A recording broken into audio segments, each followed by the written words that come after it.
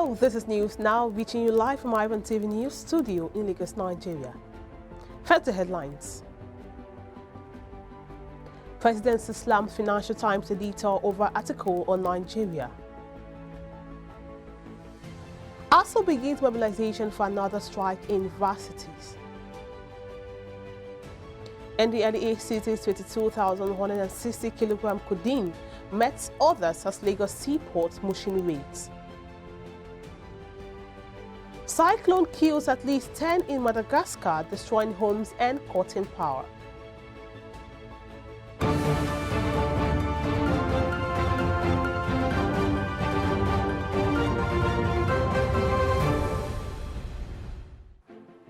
Glad to have you join us in News Now. Here are some stories we are tracking. I am Margaret Opara. The Nigerian presidency on Sunday faulted a report on security challenges in the country published in January 31, 2022 edition of Financial Times of London newspaper, saying banditry has been caged to the level that no territory in the country was under the terrorist control. In a letter to the editor of Financial Times by presidential spokesman Malam Garba Shehu, the presidency expressed its concern over the wrong perceptions contained in the article, "What is Nigerian's government for?" authored by David Pillin. In another breath, the Minister of Defense, Major General Bashir Magashi, retired, said the weekend that the federal government was committed to providing more platform for the military to sustain the tempo of operations in order to contain insurgency, banditry and other security challenges across the country. Meanwhile, Magashi, speaking at the end of the 2021 West Africa Social Activities (WASA) of the Army Headquarters Garrison in Abuja, said President Muhammadu Buhari's continued support for the armed forces added impetus to the ongoing effort by the Nigerian armed forces in the fight against insurgency. He commended the officers and soldiers for their sacrifices towards ensuring lasting peace in the country and reassured the Nigerian army that the ministry would continue to accord the welfare of officers and soldiers and their family a priority. The Nigerian Vice President Yemi Osinbajo has reportedly concluded plans to announce his presidential ambition immediately after the All Progressive Congress National Convention, slated for Saturday, February 26. Sources close to Osinbajo's strategy team hinted at the weekend that in spite of the ongoing campaigns against his currently remote bid for the presidency by some interests in the southwest where he hailed from, Osinbajo had made up his mind to give the presidency a shot. The Vice President has reportedly received the blessings and the charge to go ahead with his ambition from his spiritual father and general overseer of the Redeemed Christian Church of God, RCCG, Pastor Enoch Adeboye. Although Osinbajo has refused to officially talk about his aspiration, despite the growing support for him to succeed Buhari, he is said to have been holding high-level consultations with prominent Nigerians, many of whom have encouraged him to give the aspiration his best shot possible. And moving on with the 2023 presidential election 12 months away, political parties are still planning and weighing their options ahead of the elections, while campaign posters of some presidential hopefuls have already started littering the country. Those whose posters and billboards are yet to be seen anywhere have been given hints about their intentions to run for the highest political office in the country. In an interview with iBrandTV, public affairs analyst Charles Ideho speaks on the president Nigerian needs in 2023, harping the importance and supremacy of the people. If you want to look at 2023 and then the race towards that ubiquitous year, if you want, the question is, what do we intend for 2023 to bring to us and for us as Nigerians? For me, it just seems to be like all of us are making New Year resolution, what we want 2023 to be. So if you ask me what kind of president or what 2023, what does it symbolize? It symbolizes hope, symbolizes a change of the narrative, also symbolizes the way government should be run, symbolizes where we can throw up the people as being more supreme in terms of what they get from the government they elect, in terms of the fact of human rights, and in terms of when people can aspire to be who they want to be.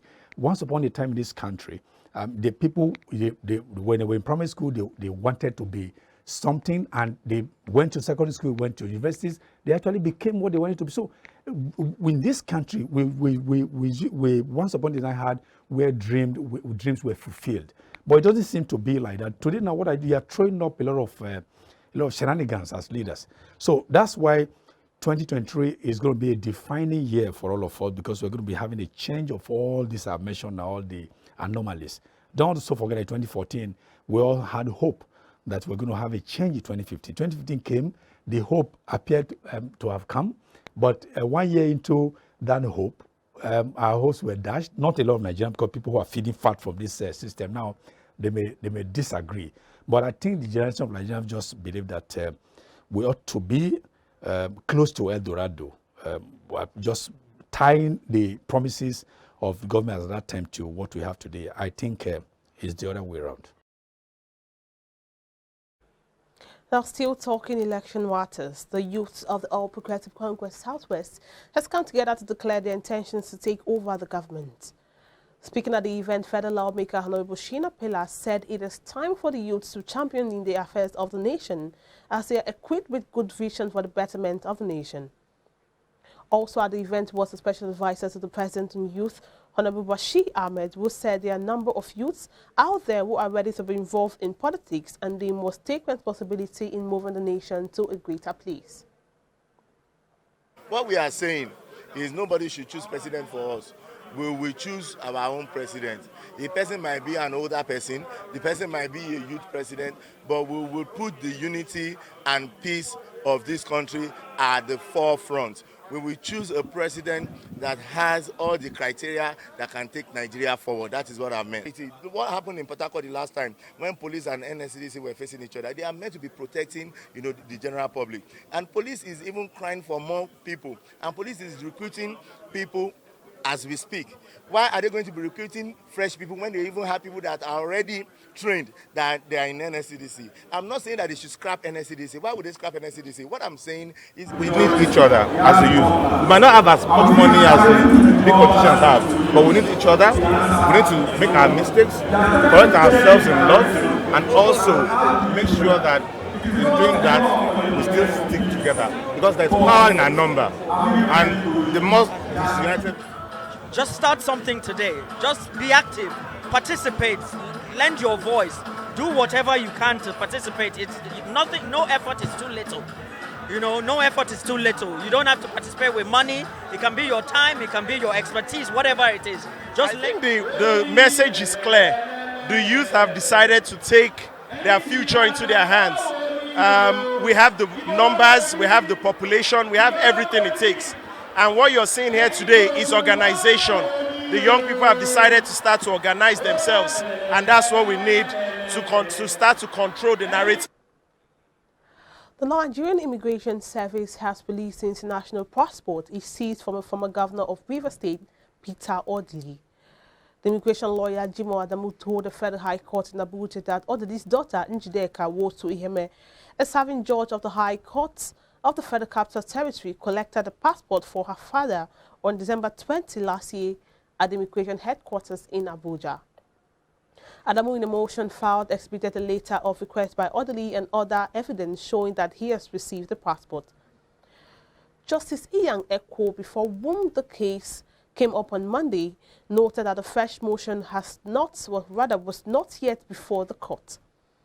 And earlier in October 2021, Justice Ekwo ordered the Nigerian Immigration Service to immediately release Ndlea's international passport. He declared the seizure by the service as illegal, unconstitutional, and an infringement of his fundamental rights. The judge further ordered the service to tender an apology to the former governor and restrain the NIS from harassing and intimidating him from leaving the country or moving freely within the country. Away from that, university lecturers are heading for another strike over the renegotiated 2009 agreement with the federal government. There are indications that the National Executive Council of the Academic Staff Union of Universities, ASU, will meet on February 14 to review the implementation of some components of the agreement and decide on industrial action. It was learned that the renegotiated agreement has 5 components, including funding for revitalization, autonomy for universities, and welfare. The source said the government's team on the committee proposed certain figures which were adopted with an assurance that the government team had the authorization to push through the agreement. ASU President Professor Emmanuel Osodeke dismissed as mere premises the comment by President Muhammadu Buhari that the federal government was committed to meeting ASU's demands to prevent another round of strikes. Osodeke listed some of the demands to include non-signing of the renegotiated FGN ASU 2009 agreement, non-payment of the balance of end academic allowances, non-deployment of UTAS, non-payment of lecturers on sabbatical, and proliferation of university by state governments. The president also appealed to the union to note the fiscal pressures the government was currently facing. The ASU president accused government officials of wasting resources on foreign trips. He said ASU leadership would meet soon to take a decision on a possible labor strike action. And now in more stories, over 22,160 kilograms of codeine syrup, methamphetamine and skunk have been seized at the Apapa Seaport and a notorious drug den, Akala, Mushin, Lagos, in two major operations in the state by the operative of the National Drug Law Enforcement Agency, Ndlea. A statement from the agency yesterday disclosed that a total of 14,080 kilograms codeine syrup were intercepted in a 40-feet container imported from India on Wednesday, February 2nd, 2022, at the Apapa port. Cannabis loud skunk imported from Ghana and methamphetamine weighing 32,727.72 kg were seized at an early morning raid at Akala, Mushin, where 17 suspects, including 5 females, were arrested on Thursday, February 3rd. The seizure at the seaport followed intelligence from foreign partners and cooperation of other port stakeholders. The statement further disclosed that a female drug kingpin, Mrs. Jamila Seriki, who was one of the owners of the 12,385 pellets of loud imported from Ghana, and intercepted at Eco Atlantic Beach, Victoria Island, Lagos on Saturday, 27 November 2021, has been arrested by narcotic officers after weeks of manhunt. Mrs. Seriki, aka Iya Elorin, admitted being one of the owners of the consignment seized, adding that her bags of drugs had jobless written on them. When eventually identified and sorted, she had 16 bags with inscription containing weighing 668.85 kg. Chairman of Ndlea, Brigadier General Mohammed Buba Mara, commended officers and men of the strike force at Apapa Seaport, Murtala Mohammed International Airport, and other commands of the agency for the successful operations that led to the seizure of thousands of kilograms of illicit drugs from across the country in the past week. He charged them and their compatriots in other commands not to rest on their oars. Some indigenes of Igiode community in Estako Central Local Government area of Edo State have lamented the lack of availability of potable water supply in the area. Aigboje Ikwaria visited the community and reports that a tank of water is sold for 1,000 naira in the community.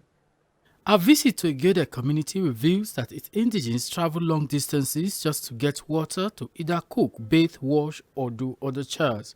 A resident of the community known as Mr. Mezek has taken advantage of the situation to make big business by selling water. We are selling water here. We have a senator here. We have a minister here.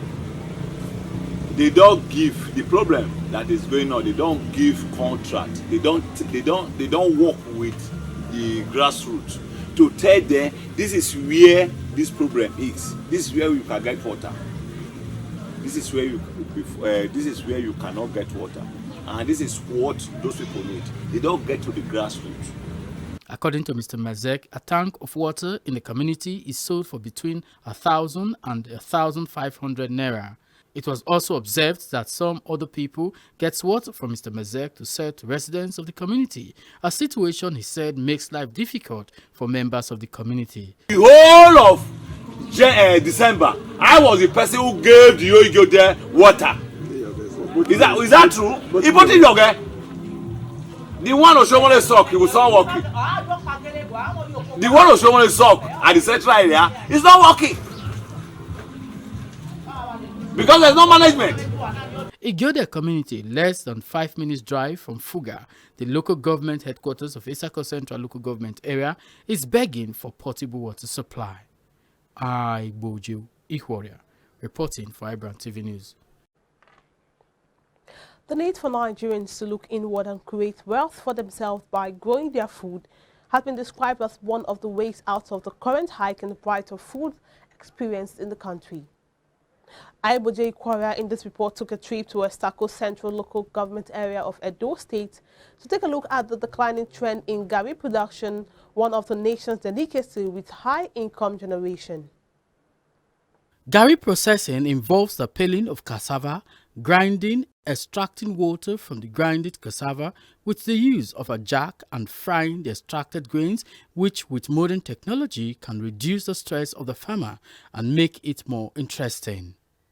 In the 1960s, before oil became a major source of revenue, Nigeria used to be one of the most promising agricultural producers in the world. Currently, the agricultural sector contributes 26% to the nation's GDP and employs over 70% of the population. The sector is still facing historic challenges such as poor access to inputs, poor infrastructure, and overdependence on rainfall, operations on fragmented small farm holdings, and other related challenges. The agricultural communities thrive as they produce food not only for local consumption but also for export. One of such communities is Ndlea community in Isako Central Local Government Area of Edo State, one of the major Gari producing communities in Nigeria. According to this farmer, the business of Gari processing is becoming more difficult by the day, thereby making it less attractive despite the opportunity it provides for young people to make money. We dey go farm now, go do the cassava for farm. If they do it for farm, no money. No money. They don't see person when they follow the bad cassava. No money. They will give one money to go to do the farm for. You know, they use the power. They do the work for farm. So if they carry a come now, they don't see people when they follow the buyer. You just they suffer. They just they suffer for the farm what they do all the time. Now suffer is there. She said, if government and its agencies can give the necessary support to farmers, it will not only increase the GDP of the nation, but create job opportunities for Nigerians. If they carry a go market, go sell the cassava for market for one bag, they'll sell at 40,000. 40,000 for one bag. If they buy it for bush or for bush, you go buy it for the 5,000 for bag for farm. If they carry a come for us, they go sell at 50,000. Farmers in the Ndlea community in Isako Central Local Government Area of Edo State are of the hope that respite will soon come their way to enlarge the business of Gari processing in the country. Boju Ihworia, reporting for iBrandTV News. Still to come, external reserves slide to 4 months low at $39.98 billion. Details and more news after this commercial break.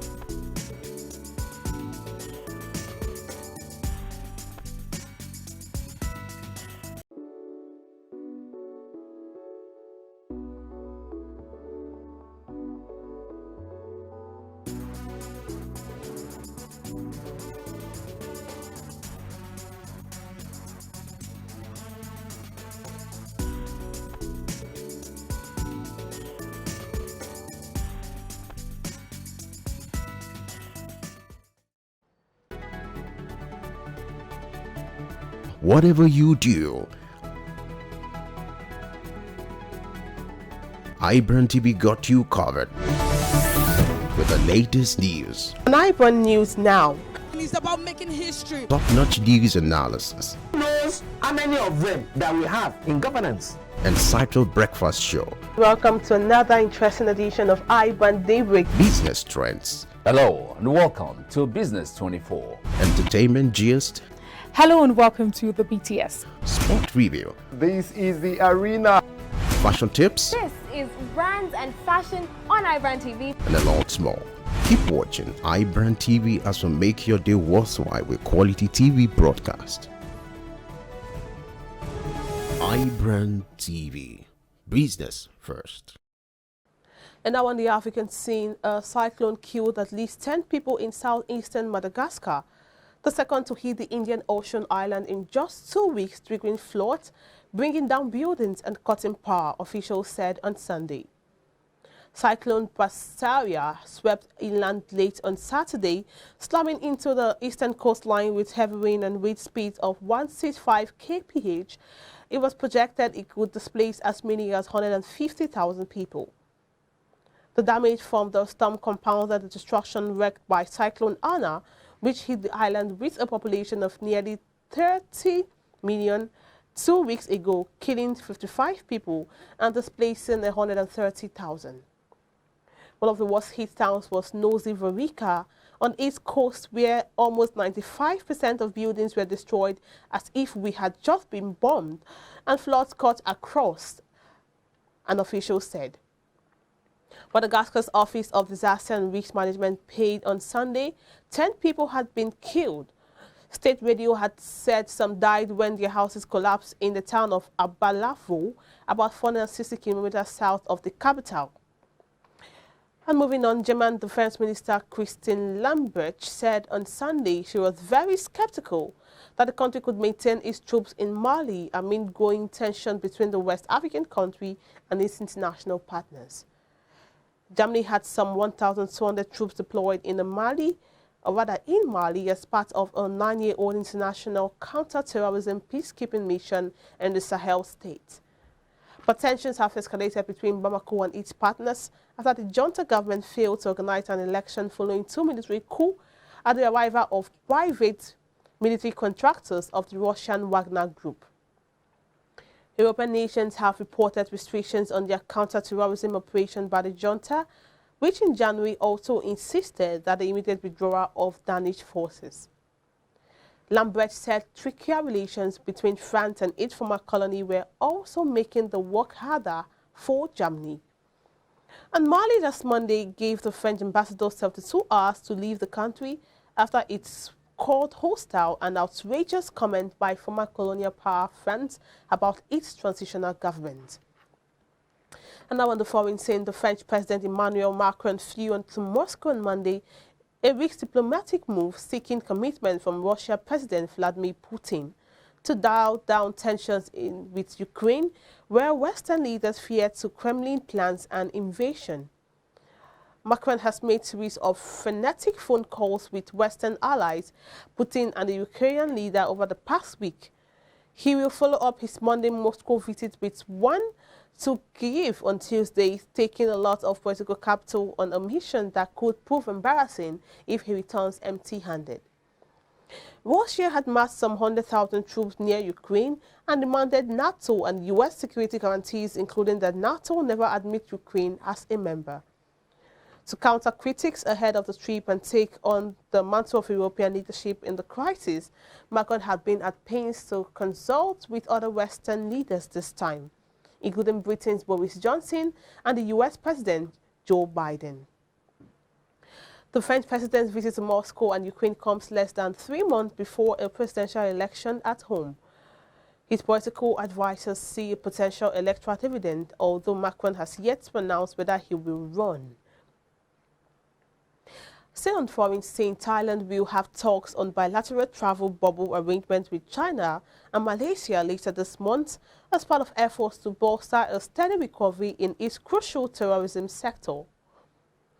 Thailand received a record of nearly 40 million foreign visitors in 2019, More than a quarter of those from China, but total arrivals slumped to about 0.5% of last year due to weaker external demand and tight quarantine and entry requirements. Southeast Asia's holiday hotspots have suffered billions in lost businesses from the lack of tourists from mainland China, which has yet to agree any travel bubble arrangement. An agreement with Thailand would determine the number of people allowed in the exchange, including protocols for visa, travel and insurance, among others. It comes a week after Thailand reinstated its test and go travel scheme for vaccinated arrivals of all nationalities with health insurance who can skip quarantine if COVID-19 tests are negative. In contrast, China requires lengthy quarantine for most arrivals, including Chinese nationals, and has a zero-tolerance policy towards outbreaks. Thailand is also dealing with an increase in new cases lately, reaching 10,000 on Saturday, the most in 3 months. Now, Iran said on Monday that the removal of the U.S. sanctions in Tehran's red line in talks with world powers in Vienna to revive a 2015 nuclear deal ahead of resumption of talks on Tuesday. On Friday, the United States restored sanctions waivers allowing international nuclear cooperation with Iran or projects designed to make it harder for Iran's nuclear sites to be used to develop weapons. Iran's foreign minister on Sunday described the U.S. move as good but insufficient.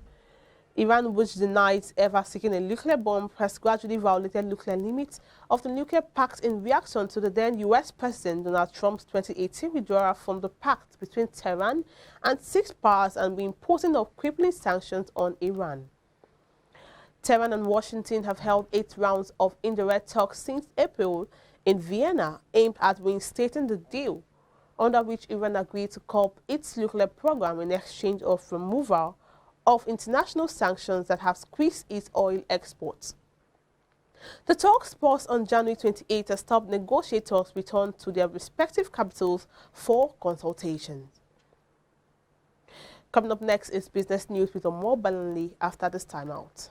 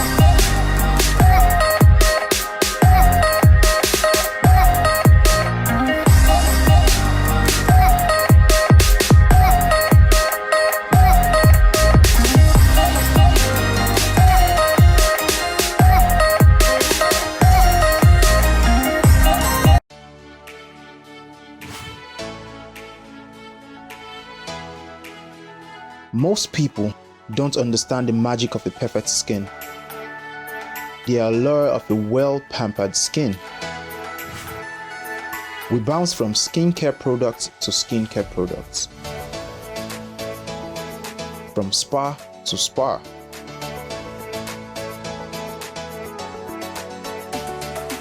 Looking for that ideal solution.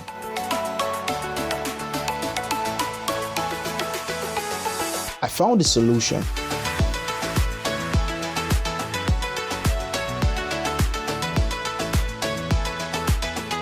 And it's Blemiville Skincare and Spa. My name is Ndlea, and I'm proud to be a part of the Blemiville family.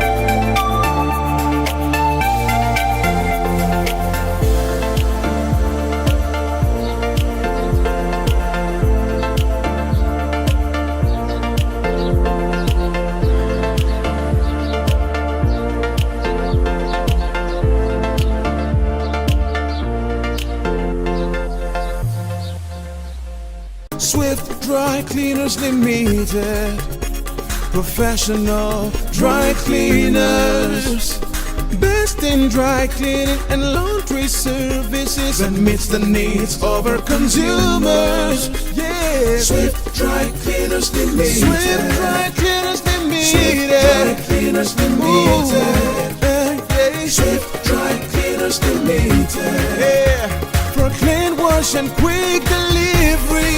Yeah, Swift Dry Cleaners Limited. Swift Dry Cleaners Limited. Swift Dry Cleaners Limited.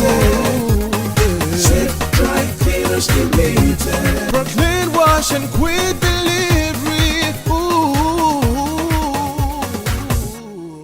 Swift Dry Cleaners. Clean wash, quick delivery. Oh boy, winning you was so easy. I just couldn't stand those your powerful shots. That's what happened. Really? Let's go to my place for dinner. This fufu is so nice. It's true unripe plantain flour. True unripe plantain flour is delicious. Yes, true unripe plantain flour is what I serve my husband for swallows. It's easy to prepare, fortified with vitamin A, low in sugar and cholesterol, rich in fiber that helps the heart, builds and strengthens the bone, and his energy level is boosted. Through unripe plantain flour, no additives, 100% natural, a product of Pali Agro Products Nigeria. Through unripe plantain flour, available in all leading stores nationwide.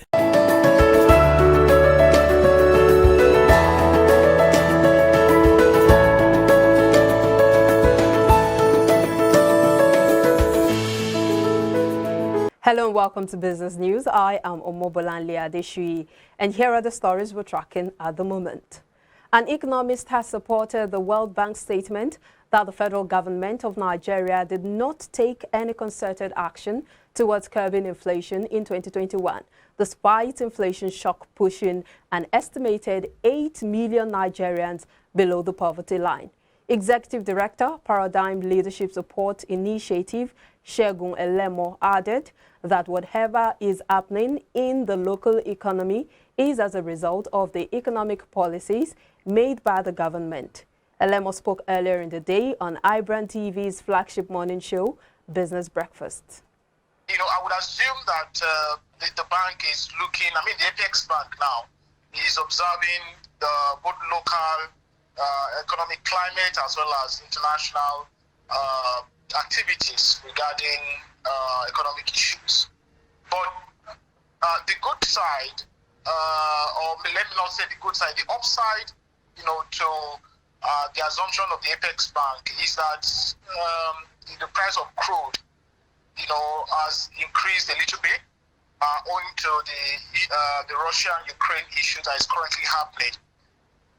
So if that continues, perhaps maybe the pressure on the forex market would likely reduce. As such, the continued weakening of the naira may ease out gradually. I would agree with the World Bank because whatever is happening with, in the local economy, it's as a result of implementation of economic policy. The President, African Development Bank, AFDB, Dr. Akinwumi Adesina, says Africa needs $484 billion over the next 3 years to tackle socio-economic impact of the COVID-19 pandemic and boost economic recovery. Adesina said this on Saturday at the opening of the 35th African Union Summit in Addis Ababa, Ethiopia. A copy of his speech was published on AFDB's website on Sunday. He noted that Africa witnessed a decline in GDP growth of 2.1% in 2020, its lowest in 20 years. Africa's GDP fell by $165 billion.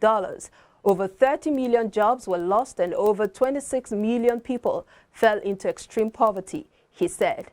According to him, the continent needs up to $1.3 billion to ensure 60% vaccine production by 2040 and $484 billion to support economic recovery. He further outlined 3 strategic priorities for an African healthcare defense system, which include building quality healthcare infrastructure, developing the continent's pharmaceutical industry, and increasing the capacity of vaccine manufacturing. The Securities and Exchange Commission, SEC, has said it is committed to making the capital markets attractive to all Nigerians. The Director General, SEC, Mr. Lamido Yuguda, said this during a meeting with a team led by the British Deputy High Commissioner in Abuja on Friday, according to a statement on Sunday. According to him, the Commission is implementing various initiatives to ensure that products and offerings in the market are accessible to both the young and old, which will further deepen the market. Yuguda further disclosed that SEC recently approved an e-offer for MTN and expressed the excitement of the Commission. He said with the e-offers, a lot of Nigerians would be happy to invest in the capital market, and that would dissuade people from patronizing illegal schemes. On his part, Llewellyn Jones canvassed the need for SEC to create more alternative options for investment for all classes of people as one of the ways of pulling people away from unregulated spaces. And for the first time in 2022, the Central Bank of Nigeria, CBN, has wielded the big stick and debited Zenith Bank PLC, Providus Bank, First City Monument Bank, FCMB Limited, and 11 other banks 356.1 billion naira for failing to meet its 27.5% cash reserve requirement, CRR, obligation. The fresh debit, which occurred last Friday, has left many stakeholders in the banking sector very upset as the Apex Bank recently suspended debiting banks for not meeting the requirement. Zenith Bank and Providus Bank were the most hit, while Fidelity Bank PLC was the least debited bank by the CBN.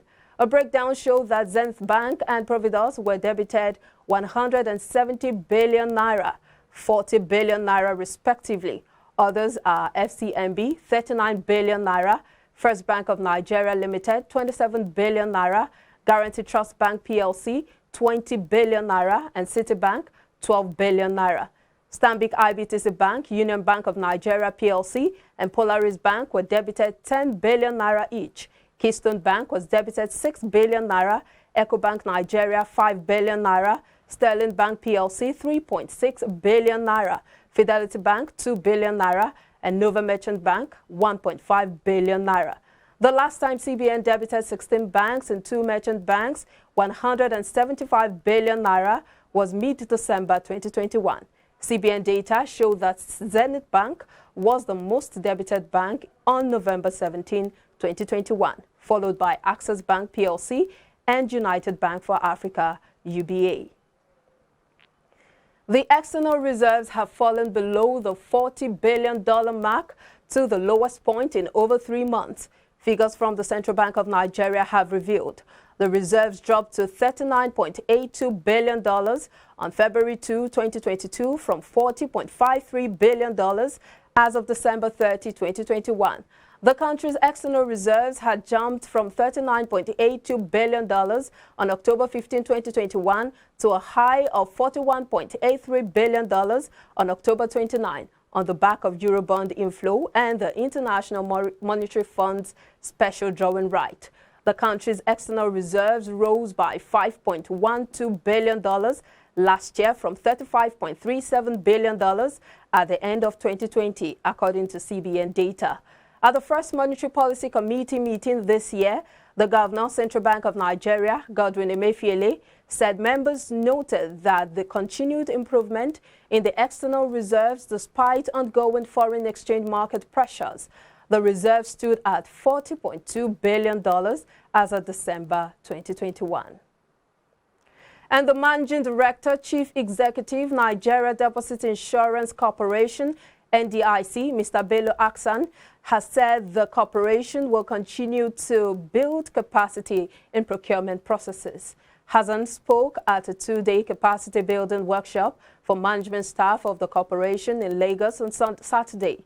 He said they would further engage the Bureau of Public Procurement, BPP, in a deeper conversation on the NDIC challenges in the procurement processes. Hassan said the corporation had maintained a cordial and progressive engagement with BPP over the years in different capacities, which had empowered the NDIC to discharge its mandate more efficiently and effectively to satisfy its stakeholders' expectations. The Nigerian National Petroleum Corporation, NNPC Limited, is adopting 3 strategies to achieve a carbon-neutral economy and reduce global warming, as well as other effects of climate change in Nigeria. The Group Managing Director, NNPC, Mele Kyari, said the oil firm would adopt low-carbon technology across its operations, deepen natural gas utilization to reduce energy poverty, and invest in clean energy. Kyari disclosed this in his contribution in the 2022 Global Agenda of the Atlantic Council, which was entitled Perspective on Energy Transition. The Atlantic Council is a non-partisan organization that galvanizes the United States global leadership and engagement in partnership with allies and partners. Moving on to the African scene, where the mRNA-based COVID-19 vaccine produced at the World Health Organization-backed vaccine hub in South Africa could take up to 3 years to get approval if companies do not share their technology and data, according to a WHO official. The WHO-backed tech transfer hub in South Africa was set up in June to give poorer nations the know-how to produce COVID-19 vaccines after market leaders of the mRNA COVID vaccine, Pfizer, BioNTech, and Moderna, declined a WHO request to share their technology and expertise. Martin Frede, coordinator of the WHO Initiative for Vaccine Research, said if companies with approved COVID vaccines or late-stage clinical data share their technology and data with consortium, the vaccine produced in South Africa could be approved in 12 to 18 months. The WHO has been trying to persuade Moderna and Pfizer BioNTech to join forces with its African Tech Transfer Hub. Frede said the vaccine will be going into first clinical trials in fourth quarter of this year. And finally, on the foreign scene, India expects its 5G spectrum auction process to conclude by August for services to be rolled out subsequently, according to the country's technology minister.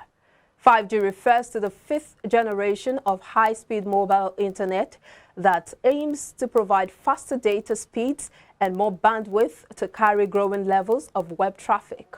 The Telecom Regulatory Authority of India is in the final stages of its consultation with the telecommunication industry on the rollout of this new technology and is expected to produce a report by March, according to Ashwini Vaishnaw, India's Minister for Railways, Communications, Electronics and Information Technology. The telecommunication industry uses radio frequencies to facilitate communication over the airwaves. Well, that is from the business desk. Coming up now is entertainment news with Michelle.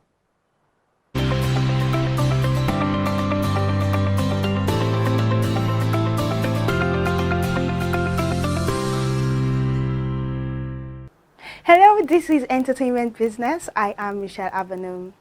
After living through a pandemic for nearly 2 years, Americans, as it turns out, were in desperate need of a laugh. That may explain why Paramount's go-for-broke action comedy Jackass Forever triumphed at the box office, while Roland Emmerich's disaster epic Moonfort turned into an epic disaster. Jackass Forever, the fourth installment in the ongoing saga of projectiles to the groin, collected $23 million from 3,604 North American locations in its debut, landing on the higher end of expectations. In catapulting to first place, Jackass Forever finally took down reigning champion Spider-Man No Way Home, which has spent 6 of the last 7 weeks at #1. And with a $10 million production budget, Jackass Forever will be laughing all the way to the bank. Jackass Forever has been an unexpected hit, with critics notching a strong 90% on Rotten Tomatoes and B+ cinema score from audience members.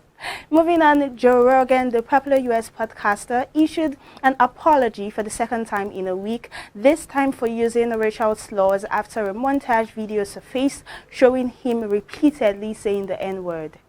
In an apology video posted on Instagram on Saturday, Rogan said, "It was the most regretful and shameful thing that I've ever had to talk about publicly."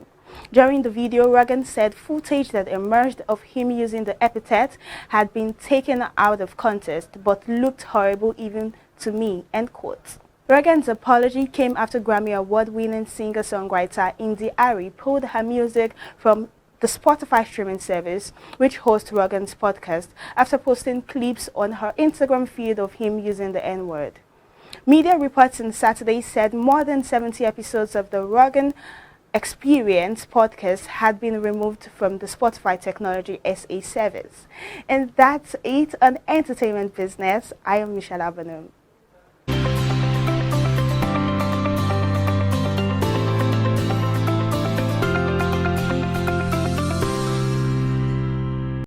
Thank you, Michelle. Coming up next is Sport News with Samson Oloyede.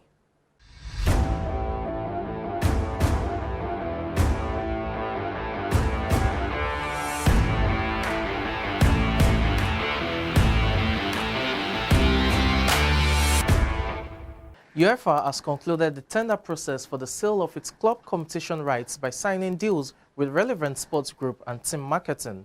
In an agreement that includes the lucrative Champions League, Relevant Sports Group has reportedly secured UEFA's club competition US media rights sales contract for the 2024 to 2027 cycle, ending Team's 25-year exclusive sales brief. Relevant said it could guarantee UEFA $250 million for the rights in the US, which is $100 million more than what the governing body is currently guaranteed from its deals in that territory. Team Marketing has also retained a significant portion of UEFA's club competition's media rights, with its deal covering the rest of the world, including global marketing sales.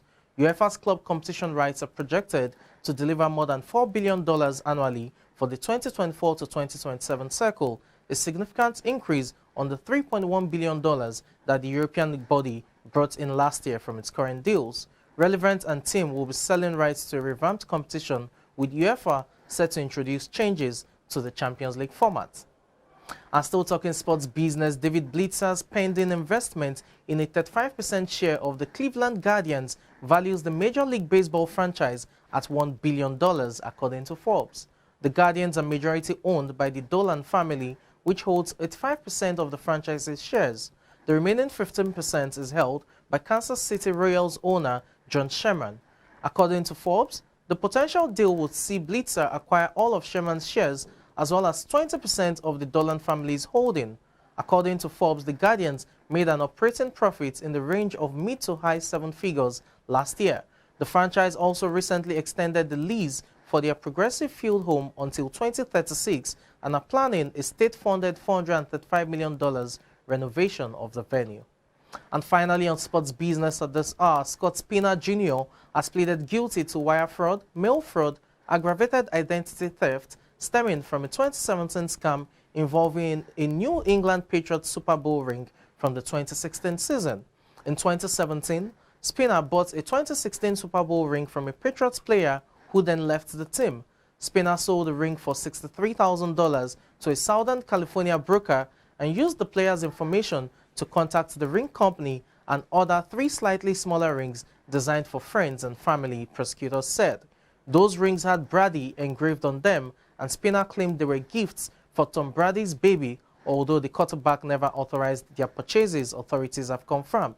Prosecutors also said Spina initially attempted to sell the rings to a broker for $81,500, but the deal fell through because the broker could not confirm that Brady had nephews. Spina wound up selling the rings to an auction house in New Jersey for $100,000. One of them sold at auction in 2018 for $337,000. Federal prosecutors arrested Spina in December for the ring scam. Spina was formally charged with 1 count of mail fraud, 3 counts of wire fraud, and 1 count of aggravated identity theft at the time of his arrest. He pleaded guilty to all 5 counts. And that's it on sports business. I'm Samson Olede.